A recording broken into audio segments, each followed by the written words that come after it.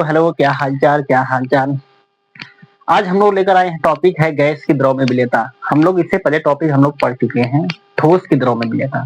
तीन चीज थी, ठोस की द्रव में विलेयता, द्रव की द्रव में विलेयता और गैस की द्रव में विलेयता। द्रवी विलयन था। अब इसमें पहले हम द्रव द्रव लास्ट में पढ़ेंगे, पहले हम पढ़ेंगे गैस की द्रव में विलेयता क्या होती है, ठीक है ना। अब देखिए इसमें, अब कोई चीज गैस की द्रव में विलेयता को प्रभावित करने वाले कारक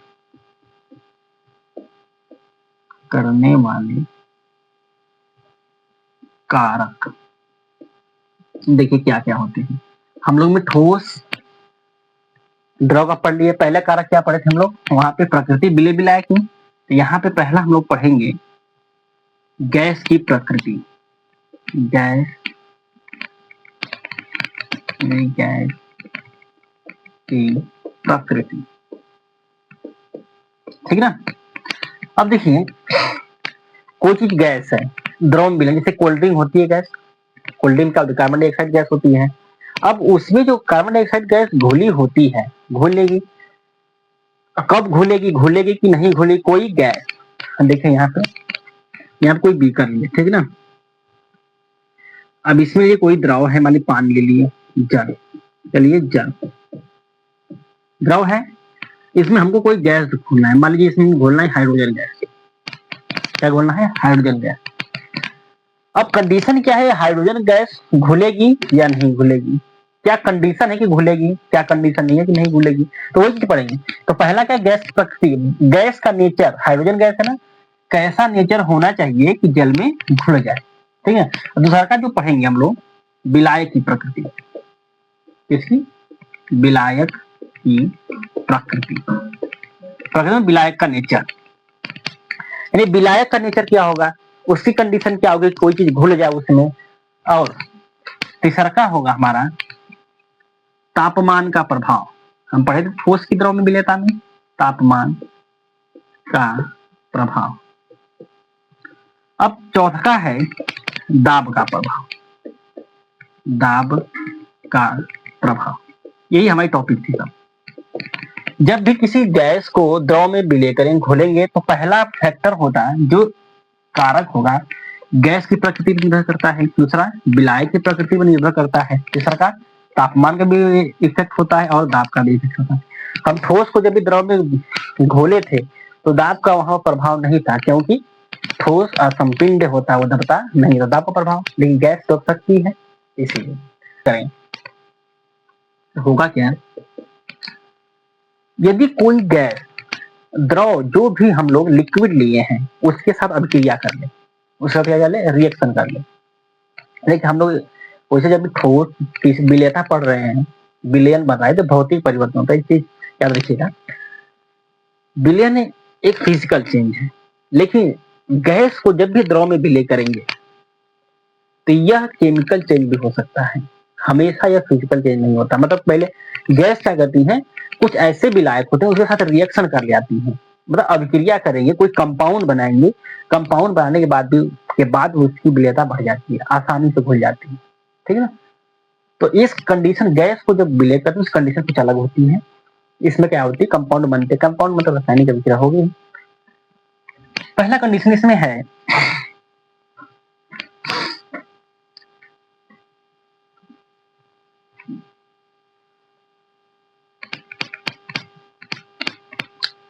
जो गैस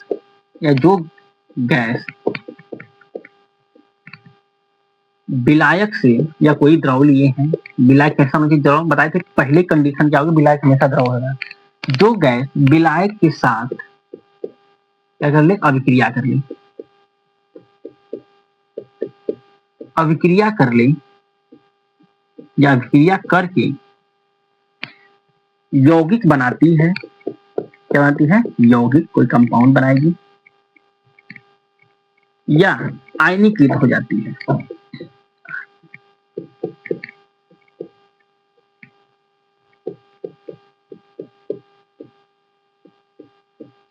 जो गैस विलायक के साथ अभिक्रिया कर लेगी, विलायक कौन सा होगा, द्रव होगा, विलायक के साथ अभिक्रिया कर लेगी और उसके साथ क्या हो जाएगी, आयनीकृत हो जाएगी, वह गैस आसानी से विलायक में घुल जाती है।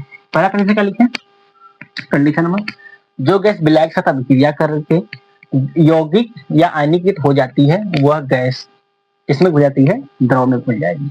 एग्जाम्पल की हम बात करें, पहला एग्जाम्पल हमारा है अमोनिया। अमोनिया क्या होती है, गैस होती है, ये क्या है, गैस अवस्था में। यह अमोनिया को हमको किसमें घोलना है, जल में। किसमें घोलना है, जल। तो कुछ गैस ऐसी होती हैं जो अभिक्रिया नहीं करती, विलायक बताए थे आपको, लेकिन अमोनिया क्या करती है, पहले इसके साथ अभिक्रिया करेगी। जब भी अमोनिया को जल में घोलेंगे तो यह एक कंपाउंड बनाती है जिसका नाम क्या होता है, सोडियम हाइड्रोक्साइड। क्या होता है, सोडियम हाइड्रोक्साइड। यानी कोई बीकर में हम यहाँ पे देखिए ध्यान से, ये द्रव लिए, ये द्रव विलायक क्या था, जल था, ठीक ना, H2O।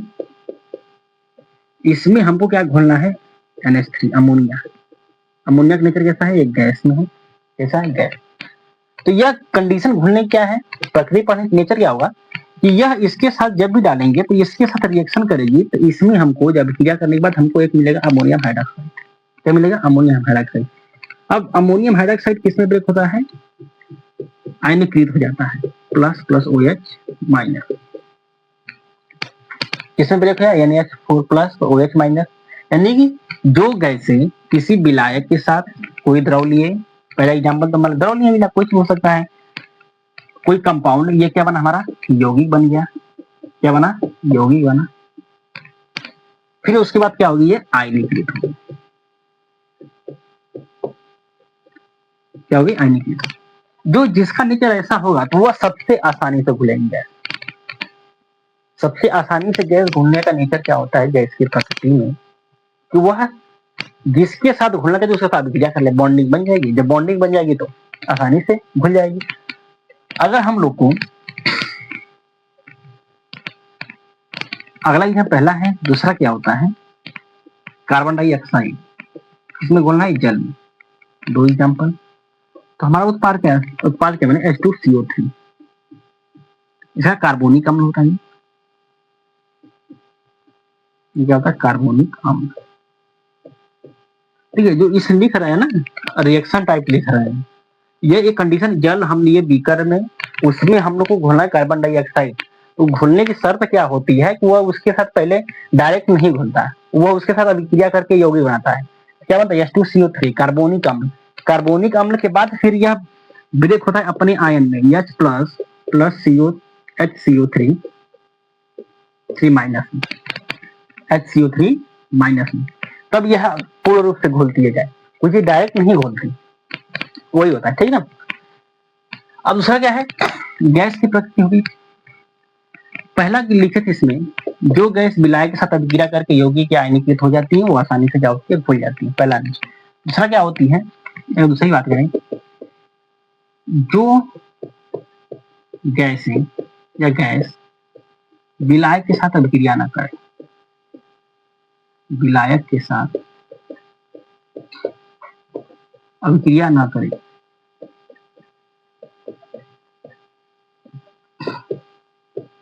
अगला कंडीशन का, जो गैस विलायक के साथ अभिक्रिया ना करे।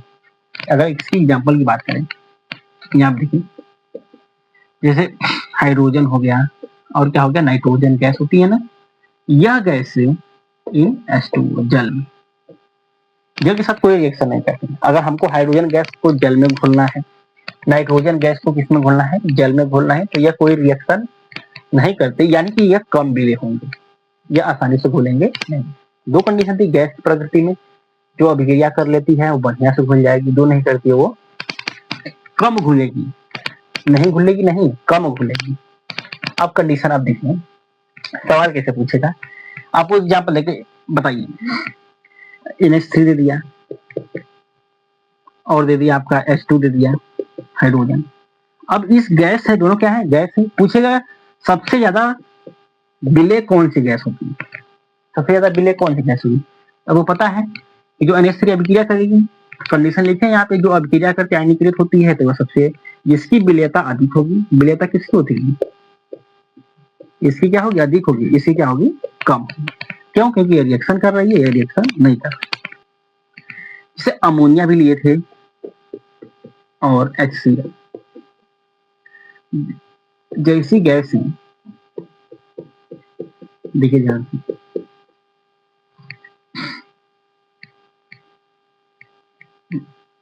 जैसी गैस है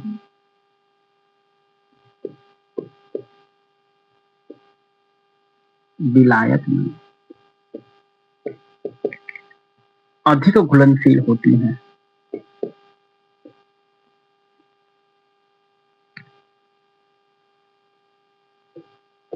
घुलनशील होती है।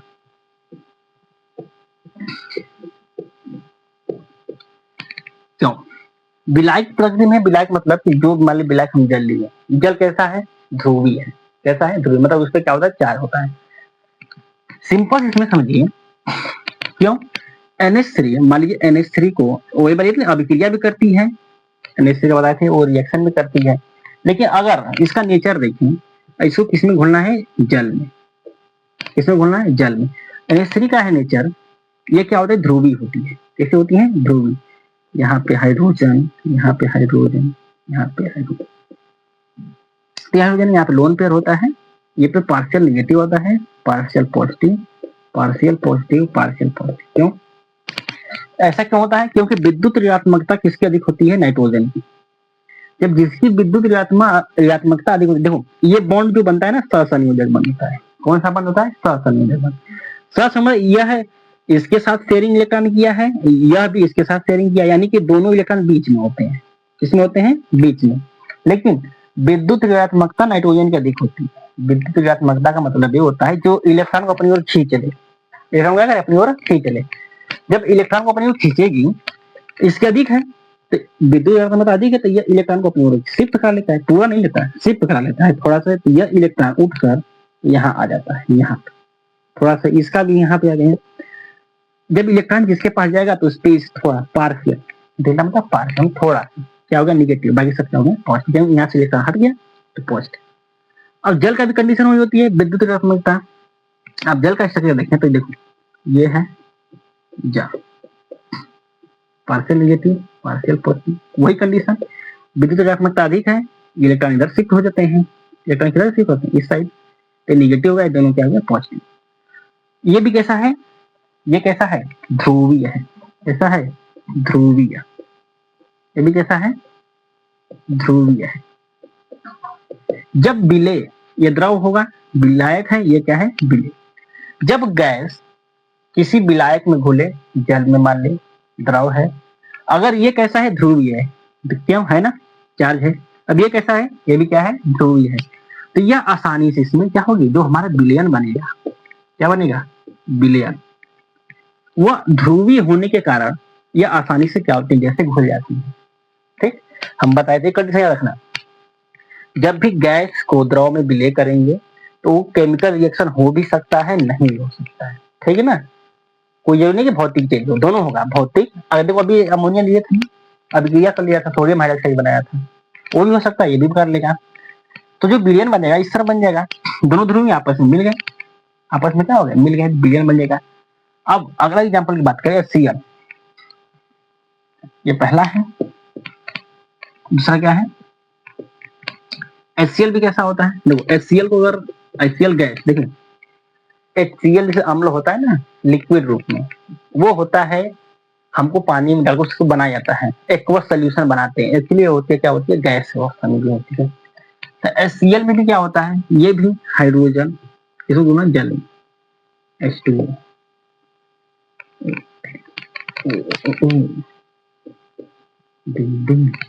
देखिए HCl में मेन कंडीशन वही, इससे भी क्या होता है? पार्शियल निगेटिव हो जाएगा, इस पे हो जाएगा पार्शियल पॉजिटिव। क्यों होता है? क्लोरीन की विद्युत ऋणात्मकता अधिक है, इसका इलेक्ट्रॉन अपनी ओर खींचेगा, तो इस पे होगा निगेटिव, इसमें क्या हो जाएगा? पॉजिटिव। जल का कंडीशन यहाँ पे देख ली, ये भी ध्रुवीय है, ये भी ध्रुवीय, ये भी ध्रुवीय, ये भी ध्रुवीय। इसका भी देखते हैं, ऑक्सीजन निगेटिव,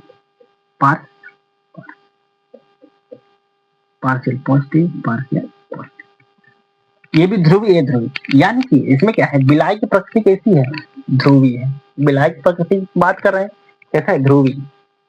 यानी कि जो बिलाई ध्रुवीय होगा उसमें जो गैस घुलेगी वो क्या होना चाहिए, ध्रुवीय, तो वो आसानी से घुल जाएगी, नहीं तो ये घुलेगी नहीं। ठीक है ना, देख लीजिए।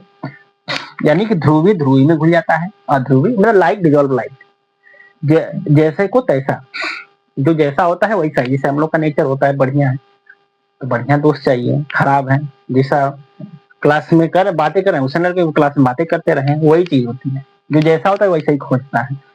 अगर पानी ध्रुवीय है तो सोचेगा कि हमारे साथ भी कोई ध्रुवीय आए जो कि हम घोल सके। ठीक है। तापमान का प्रभाव, इसका मतलब क्या हुआ, तब देखो जो प्रभाव है समझ रहे होंगे, यानी किसी गैस को द्रव में घोल रहे हैं, ठीक है ना। अब उस पे हम लोग तापमान का प्रभाव क्या पड़ेगा, तापमान देने लग जाए तो घुलेगी। सिंपल सी बात आप सोचिए, किसी गैस को हमको किसमें घोलना है, द्रव। गैस क्या होती है, वैसे भी उड़ती रहती है, जितना तापमान देते जाएंगे तो गैस और दूर भागती है। वेपर, ठोस, द्रव, गैस। गैस क्या होती है, और देर भागती है। अंतर आणविक बल कमजोर पड़ जाता है तो भागने लगती है। यानी कि किसी गैस को हमको द्रव में घोलना है, सिंपल से दिमाग में रखिए कि हमको घोलना है। ऊपर से हम लोग उसमें से तापमान दे लगे, क्या घुलेगी, सोचे, नहीं घुलेगी। वही कंडीशन है, किसी गैस को जब द्रव में घोलते हैं ना, तापमान का प्रभाव देते हैं तो क्या नहीं घुलती है। ऐसा क्यों होता है, इसमें जानेंगे क्यों होता है। लीच चैटलियर इसमें बताए थे, हमारे द्वारा किए गए परिवर्तन का विरोध करती है। देखिए एक कंडीशन होती है यहाँ पे, तापमान का प्रभाव है ना, जब भी किसी गैस को, देखिए यहाँ पे, जब भी किसी गैस को, कोई भी गैस होती है, हम द्रव में बोल रहे हैं, क्या बोल रहे हैं, द्रव में। अगर वो कंडीशन किस पे होती है, इक्विलिब्रियम पे, साम्य अवस्था पे, हमारा क्या बनेगा, विलयन। क्या बना, विलयन। यह क्या होती है, उष्मा क्षेत्रीय रिएक्शन होती है। इसमें क्या निकलती है, उष्मा। देखिए हमेशा क्या होती है, जब भी गैस को द्रव में घोलेंगे, क्या घोलेंगे, गैस को द्रव में घोलेंगे तो उसमें हमेशा क्या निकलती है, उष्मा निकलती है हमेशा। इसीलिए बोलते हैं क्या, ये उष्मा क्षेत्रीय होती है हमेशा। उष्मा निकलना मतलब एक्सोथर्मिक। कौन सा, एक्सोथर्मिक, उष्मा क्षेत्रीय, उष्मा क्षेत्रीय रेखा। लेकिन जो हमने बोला वो कोई जरूरत नहीं है। हमेशा जब भी गैस को द्रव में घोले तो कोई जरूरी नहीं हमेशा उष्मा क्षेत्रीय ही हो। ठीक है ना, ये कंडीशन याद रखिएगा। अब देखिए उष्मा क्षेत्रीय के लिए कंडीशन एक बार बताए थे, जब भी उथली चटली प्रश्न करता है, क्या कहता है, कोई भी साम्य अवस्था पे अभिक्रिया हो रही है, कोई कंडीशन है, तो इसमें अगर हम कोई परिवर्तन करें तो हमारे परिवर्तन क्या करेगी, विरोध करेगी। हम गैस को द्रव में घोलना चाहे विलयन बनाएंगे, उसमें उष्मा नहीं, ठीक है। अब हम एक्स्ट्रा में क्या किया, तापमान बढ़ा दिया। तापमान क्या कर दिया, बढ़ा दिया। जब तापमान हम बढ़ाएंगे तो यह रिएक्शन जो हुई है, विलयन बना है, बताए थे आपको, यह अभिक्रिया जो चल रही है, यह क्रिया जो चल रही है, तापमान क्या करेगी, घटाना चाहेगी।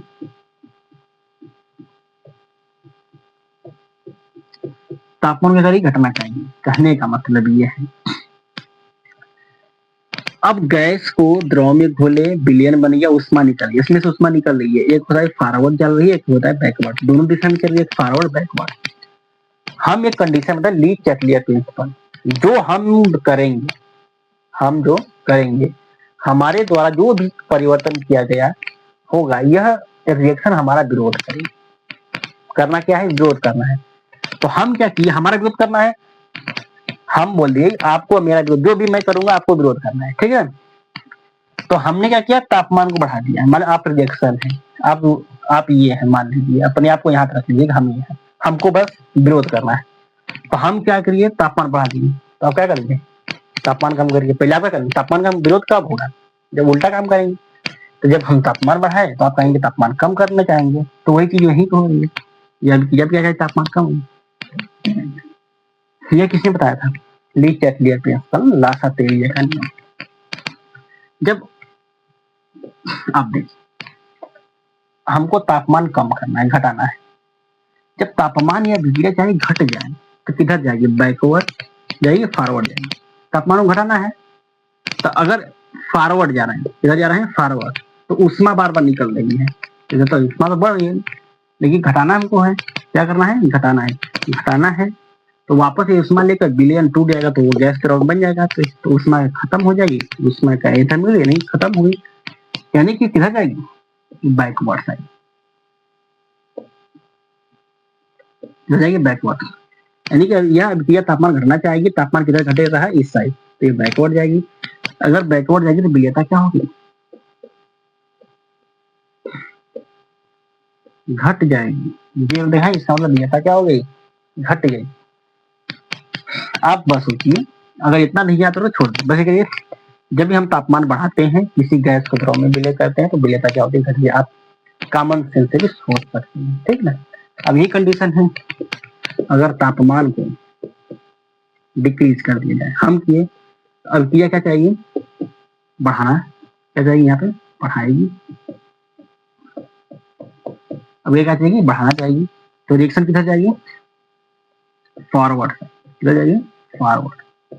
जब रिएक्शन इस साइड जा रही है तो हमेशा ये घूर रहा है तभी नहीं बन रहा है, तो विलेयता क्या होगी, बढ़ जाएगी।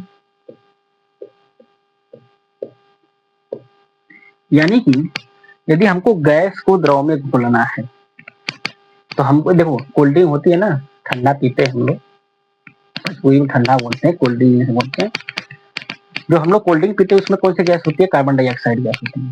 कौन सी गैस होती है, कार्बन डाइऑक्साइड गैस। अब वो जो कार्बन डाइऑक्साइड गैस होती है उसे फ्रीज क्यों करते हैं, जब गर्म हो जाती है तो उसका स्वाद बिगड़ जाता है, इसीलिए बिगड़ता है क्योंकि उसमें से कार्बन डाइऑक्साइड गैस निकल जाती है।